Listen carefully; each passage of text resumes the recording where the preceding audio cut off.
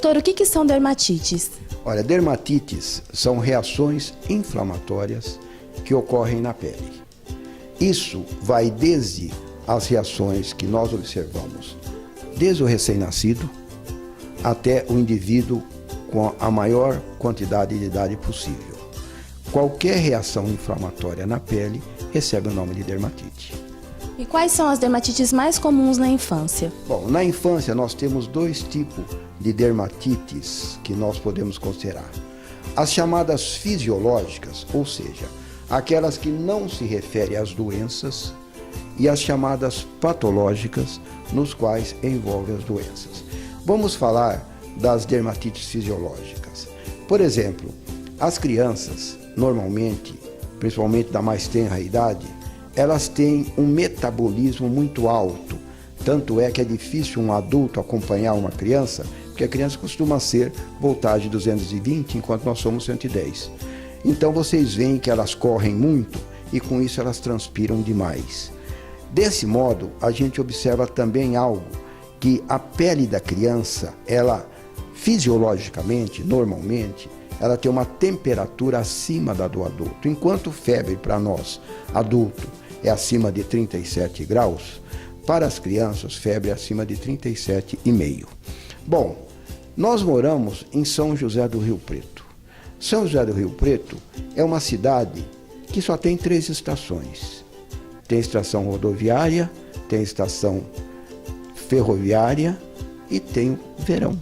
São as 3 estações de Rio Preto. Então nós só temos verão. Esse verão vai de janeiro a janeiro.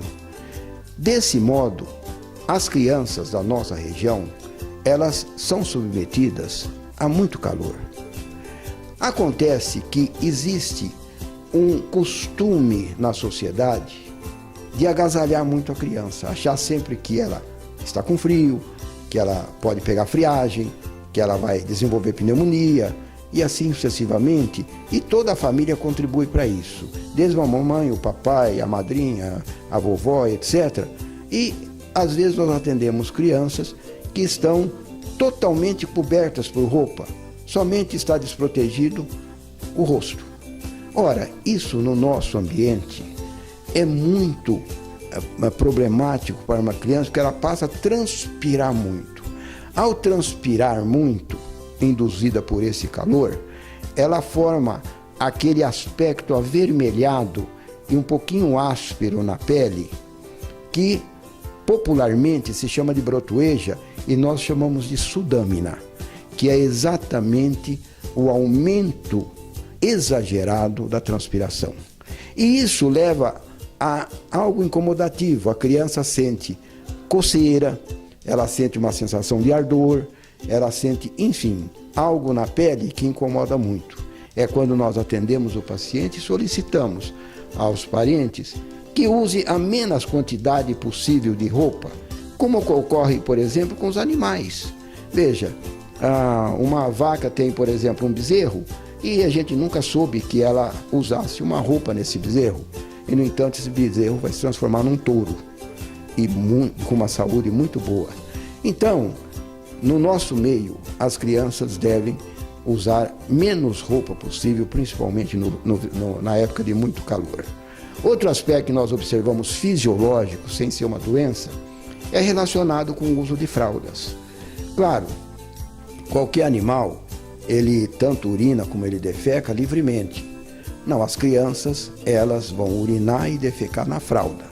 E muitas vezes a mamãe, a babá, seja o que for, elas esquecem ou demoram em trocar essas fraldas.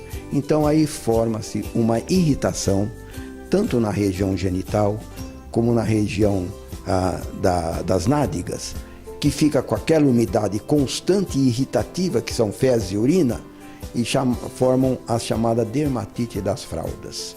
Nós vemos nesse local das fraldas, uma pele muito avermelhada, uma pele irritada e às vezes até com um certo edema, um pouco inchado, exatamente pelo uso, por esse descaso às vezes, ou despreparo das mães, de deixar aquela região às vezes tomar um pouquinho de ar. Claro, nós recomendamos nesse caso A criança, por exemplo, ela não está com diarreia, então tudo bem. Se ela fez as necessidades, então nesse caso, limpa e deixa algumas horas essa região descoberta para que tome o ar puro e simplesmente usamos um cremezinho anti-inflamatório e orientamos a mamãe nesse sentido. Então, essas são as chamadas das condições, não doenças, das condições fisiológicas, ou seja, algo que não constitui uma doença, mas sim fruto de uma sociedade que nós vivemos e que exige que a criança seja sempre um bebê cheiroso, seja sempre um bebê que está bastante coberto, perfumadinho e assim por diante. Sem contar que às vezes o uso de determinados perfumes em criança pode provocar reações irritativas ou reações alérgicas. Saindo desse âmbito fisiológico, vamos entrar no âmbito patológico, ou seja, das doenças em si. Das doenças existem aquelas mais comuns. A mais comum dela corresponde às alergias. As alergias podem ser de vários tipos. Tem aquele tipo que se chama dermatite atópica, que corresponde ao eczema, ou seja, lesões essas que ocorrem na primeira infância, mais no rosto. Depois, a partir dos 2 aos 7 anos de idade, atinge tanto o rosto como as áreas de flexuras, digamos, quer seja na região dos braços, quer seja da região atrás dos joelhos. São eczemas, lesões que soltam um pouquinho de água e coçam demais, tem um prurido intenso. Essas necessitam de um tratamento médico porque realmente incomoda muito a criança. E é próprio dela. Muitas vezes na família existe parentes que tiveram rinite alérgica ou bronquite alérgica, que corresponde à tríade da atopia com a dermatite. Tá certo? Então a criança ou vai ter rinite, ou vai ter bronquite, ou vai ter a dermatite. Ela tendo a dermatite vai ser a chamada dermatite atópica, que corresponde a esse eczema que ocorre na criança e que tem que ser diagnosticado. Um outro aspecto importante são os eczemas de contato, alérgicos. Tem os alérgicos e tem os por irritante primário. Digamos que a criança entra em contato com um detergente. Ela entra em contato com uma substância cáustica. Então, ali não vai ser uma reação alérgica, vai ser uma reação irritativa da pele. Mas, digamos que ela entra em contato com uma sandália, digamos, de látex, uma sandália de borracha. Normalmente a borracha não deveria provocar reação em ninguém. Se naquela criança está provocando um eczema, então nesse caso essa criança tem uma alergia de contato a essa substância. E isso tem que ser tratado.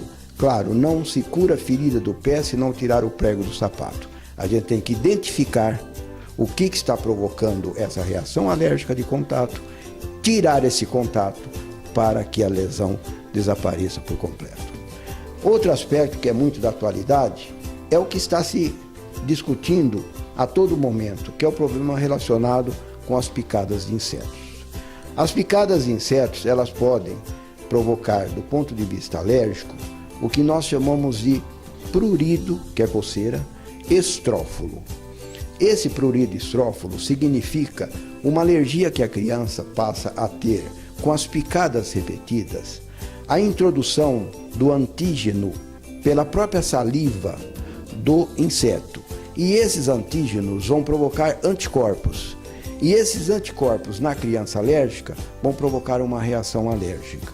Então chega um momento, ela sofre 1 ou 2 picadas e ela desenvolve reações em vários locais do corpo, como se ela tivesse tomado 20, 30 picadas.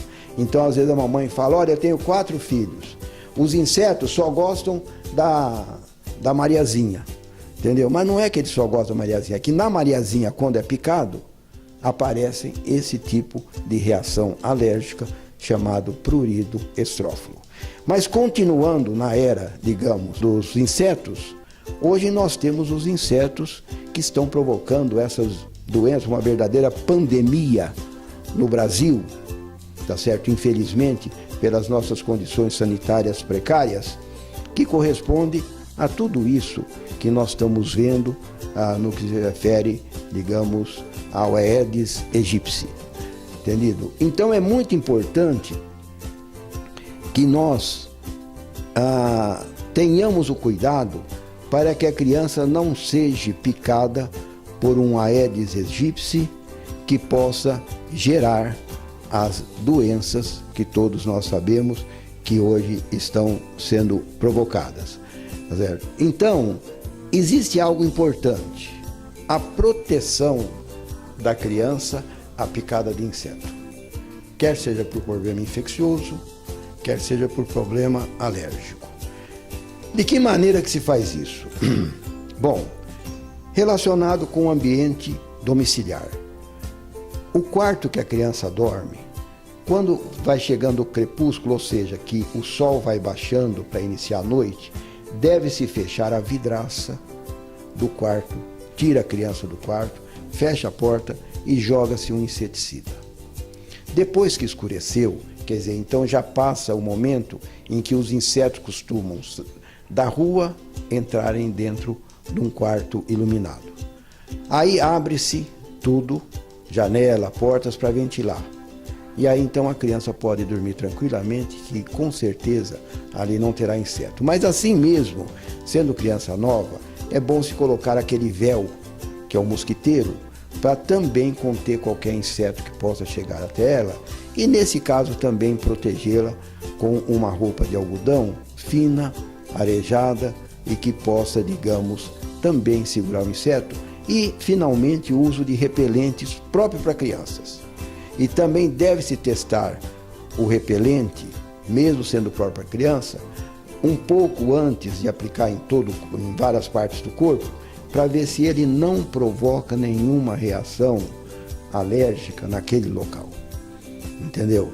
Então, veja, é uma maneira que tem de se evitar a dengue, de evitar o zika vírus, tá certo? Evitar várias situações em que nós diagnosticamos no consultório.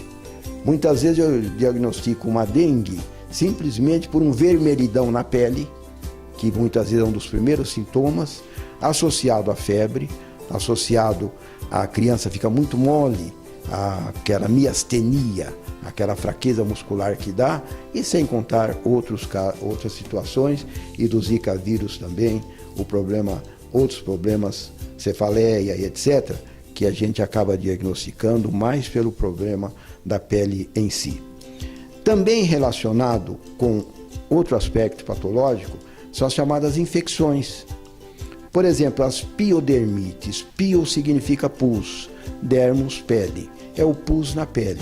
São as infecções bacterianas que as crianças costumam ser contaminadas muitas vezes no próprio ambiente escolar. Então forma-se na pele aquelas lesões pustulosas, amareladas, com crostas cor de mel, melicéricas, e que, claro, incomodam muito a criança e pode se contaminar as outras crianças de casa ou de outros locais. Também as infecções virais, provocadas também nas crianças em si, quer seja desde essas comuns, a varicela, o sarampo, etc., até outras mais graves que podem se ter nesse sentido. E também as chamadas parasitoses cutâneas.